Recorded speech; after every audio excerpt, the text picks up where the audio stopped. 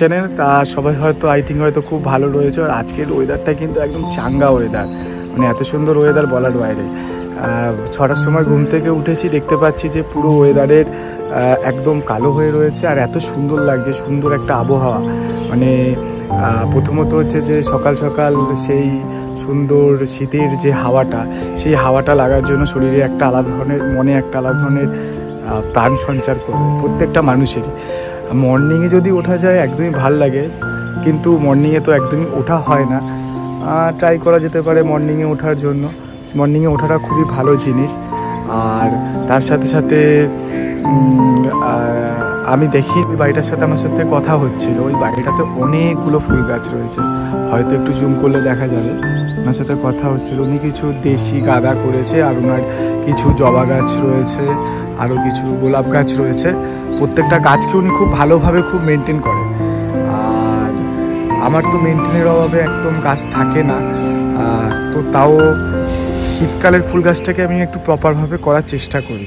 তো দেখে নেওয়া যাক যে আমার ফুল গাছগুলো এখন আজকের ডেটে কেমন আছে। পিটুনিয়া অলরেডি অনেকগুলো ফুল হচ্ছে, আরও ফুল হবে। তারপরে এই পিটুনিয়াটা তো আগেই দেখিয়েছি, আর ছোটো একটা শর্ট ভিডিও রয়েছে।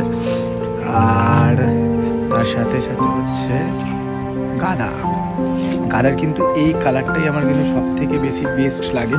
তার কারণ এই গাঁদাটা দেখতে বেশি সুন্দর লাগে আমার মনে হয় পার্সোনালি। হ্যাঁ, অরেঞ্জ গাঁদাও ভালো, বাট এই গাঁদাটা বেশি ভালো লাগে। তো সবাই দেখে নাও। আর আজকে ভাবলাম যে একটুখানি গাছগুলোকে একটুখানি সার দেবো, কারণ আমি ফার্স্ট থেকে একদমই কোনো সার দিইনি।